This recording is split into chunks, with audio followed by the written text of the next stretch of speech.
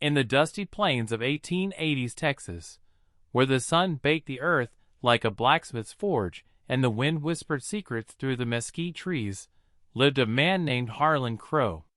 Harlan was a rancher, 40 years old, with a face etched by years of solitude and hardship. His ranch, the Double Bar C, sprawled across 5,000 acres of scrubland, dotted with longhorn cattle that lowed mournfully under the endless sky. Harlan's wife had died 10 years back from a fever that swept through like a prairie fire, leaving him with nothing but memories and a heart as barren as the land he worked. He rode alone, ate alone, and slept alone in a creaky cabin that echoed with the ghosts of laughter long gone. Folks in the nearby town of Dust Creek whispered that Harlan was cursed, that his loneliness was a punishment for some unspoken sin.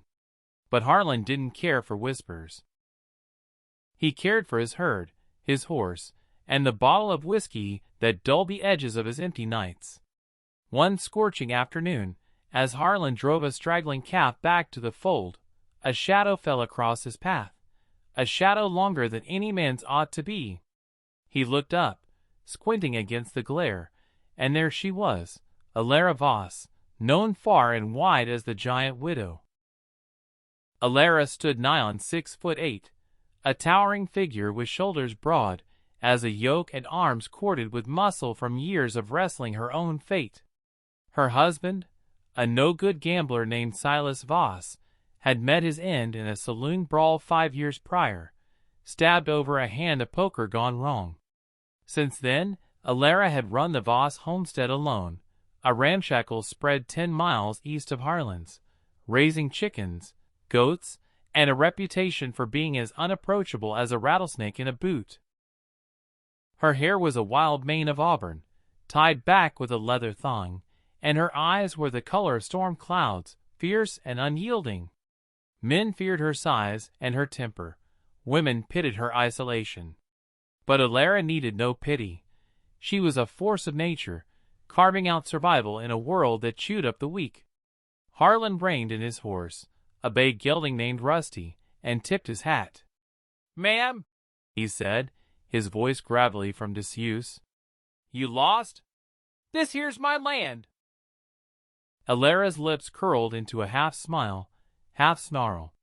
She carried a shotgun slung over one shoulder and a coil of rope in her massive hands. "Ain't lost, rancher. Name's Elara Voss. Heard tell of rustlers hidden the spreads round here. Figured I'd scout the borders, see if any of my stock wandered your way, or vice versa." Harlan eyed her warily.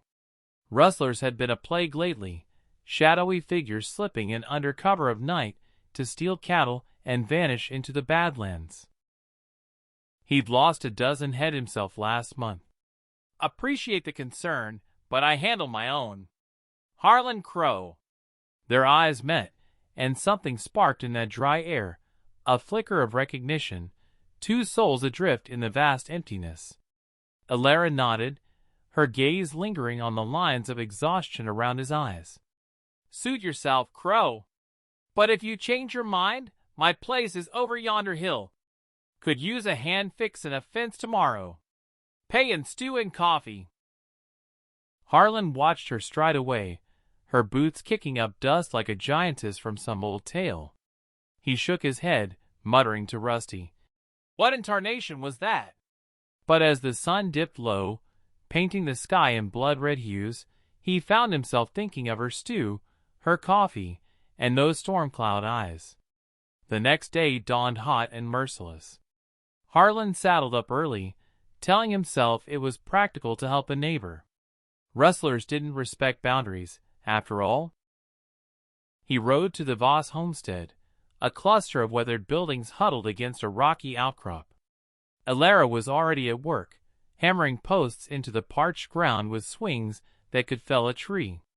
Sweat glistened on her skin, and her shirt clung to her formidable frame. "Mornin'," Harlan called, dismounting. "Reckon I could lend a hand after all." Elara straightened, wiping her brow. "Didn't figure you for the neighborly type, Crowe. Grab a hammer." They worked side by side through the morning, the rhythm of their labor sinking like a well-oiled machine. Harlan was no slouch, his lean muscles honed by ranch life, but Elara's strength was awe-inspiring. She lifted beams that would strain two men, her laughter booming when Harlan grunted under a load. As the sun climbed, they talked, halting at first, then flowing like a creek after rain. Harlan spoke of his wife's passing, the ache that never quite faded. Elara shared tales of Silas, a charming rogue who'd left her with debts and a broken heart. "Men like him," she said, driving a nail home, "they promise the moon and deliver dust. But you seem solid, Crowe. Like the earth itself." Harlan felt a warmth he hadn't known in years. By noon, the fence was mended, and they sat in the shade of her porch, sharing a meal of venison stew thick with potatoes and onions. The conversation turned lighter, laced with the easy banter of newfound companionship. Elara's laugh was infectious, shaking the rafters, and Harlan found himself smiling, genuinely, for the first time in a decade. As days turned to weeks, their paths intertwined. Harlan helped with her goats.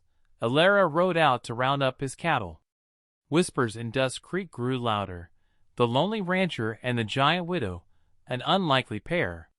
Some folks chuckled, others scowled, calling it unnatural. But in the quiet moments, away from prying eyes, a deeper bond formed. One evening, as they watched the stars wheel overhead from Harlan's cabin porch, Elara turned to him. "You ever think about starting over, Harlan? Life's too short for ghosts." He looked at her, the moonlight silvering her features. "Every damn day. But fear's a stubborn colt." She leaned in, her hand engulfing his.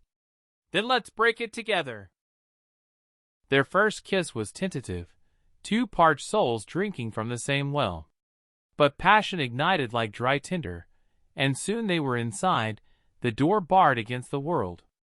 Elara's sighs made her movements careful, but her touch was gentle, exploring the scars on Harlan's back from a long-ago branding accident. He marveled at her strength, the way she could lift him effortlessly, yet yield with a softness that belied her frame. Nights blurred into a haze of stolen moments.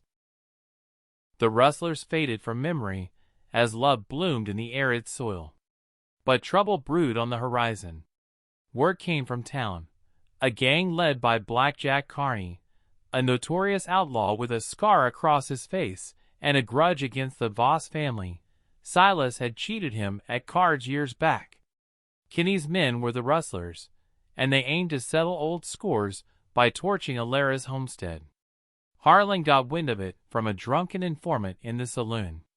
He rode hard to warn her, arriving as dusk fell. "Elara, pack what you can. They're coming tonight." She stood tall, shotgun in hand. "Let him come. This is my land." "No," Harlan insisted. "We'll face him together, but smart-like. Hide the stock, set traps." They prepared through the night, digging pits, stringing wire. As midnight approached, hoofbeats thundered in the distance. Kinney's gang, 8 hard men with rifles and torches, rode in, whooping like demons. The first rider hit a tripwire, his horse bucking him into a pit. Gunfire erupted. Harlan picked off 2 from the barn loft, his aim steady as a hangman's noose. Elara charged like a bull, her shotgun booming, scattering the outlaws. She grappled one to the ground, her fists pounding until he lay still. Carney himself faced Harlan in the yard, pistols drawn. "This ain't your fight, rancher." "She's mine now," Harlan growled. "Makes it my fight." They circled, dust swirling. Carney fired first, grazing Harlan's arm. Harlan's shot was true, dropping the outlaw with a bullet to the chest. The remaining gang fled into the night, tails between their legs. As dawn broke, Elara tended Harlan's wound, her hands trembling for the first time. "You saved me," she whispered. "We saved each other," he replied. Their love deepened after that, a bond forged in blood and fire. But Harlan harbored a secret, one that gnawed at him like a coyote on a bone. Years ago, before his wife's death, he'd ridden with a posse that hanged a man for cattle theft, a man who turned out innocent. The guilt had driven him to solitude, but now, with Elara, he yearned to confess. One stormy evening, as thunder rolled across the plains, they lay entwined in her bed, the rain pattering on the tin roof. Elara's body was a landscape of curves and power, her breath hot against his neck. "Harlan," she murmured, her fingers tracing his chest. "I need to make love." "Don't move." He froze, heart pounding, as she shifted atop him, her weight a comforting anchor. Their rhythm was slow, building like the storm outside, waves of pleasure crashing until they both cried out. In the afterglow, Harlan's resolve broke. "Elara, there's something I gotta tell you." She propped herself on an elbow, her eyes searching his. "What is it, love?" He swallowed hard. "Back in '72, I was part of a posse. We hanged a man named Jedediah Thorne for rustling. Turned out he was innocent, framed by the real thief. I knew deep down, but I didn't speak up. The guilt, it's why I hid away all these years." Elara's face hardened, storm clouds gathering in her eyes. "Jedediah Thorne, that was my pa." Harlan's blood ran cold. "Your pa?" She nodded, sitting up, her massive form looming. "Silas married me after pa's death. The Voss name came with the land. But pa was no thief. Carney framed him, same Carney we killed." Harlan scrambled back, horror dawning.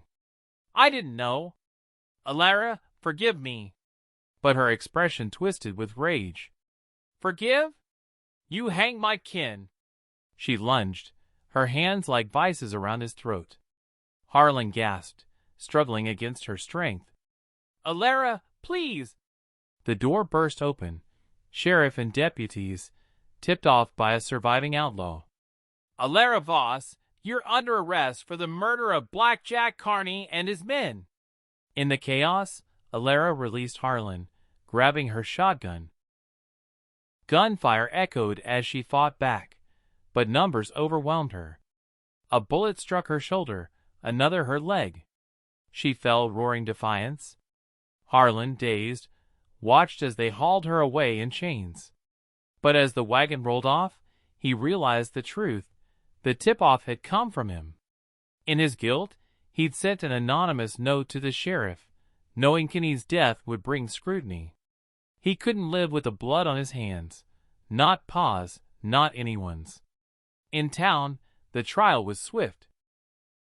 Elara, the Giant Widow, was sentenced to hang for multiple murders. Folks gathered, shocked by the turn. Harlan stood in the crowd, face impassive. As the noose tightened around her neck, Elara's eyes found his. "You traitor!" The trapdoor dropped. Gasps rippled through the onlookers. But Harlan's shot came later. In whispers, he orchestrated it all. The lonely rancher, driven by guilt, had betrayed his love to atone for an old sin. What he did shocked all. Sacrificing the woman who healed him to balance the scales of justice. Years passed. Harlan returned to his ranch, more alone than ever. The land flourished, but his heart withered. In Dust Creek, they told the tale of the Giant Widow and the treacherous rancher, a cautionary yarn of love, betrayal, and the unforgiving West. Yet, in quiet moments, Harlan wondered if redemption was worth the price. The wind still whispered, but now it carried Elara's voice, haunting him eternally.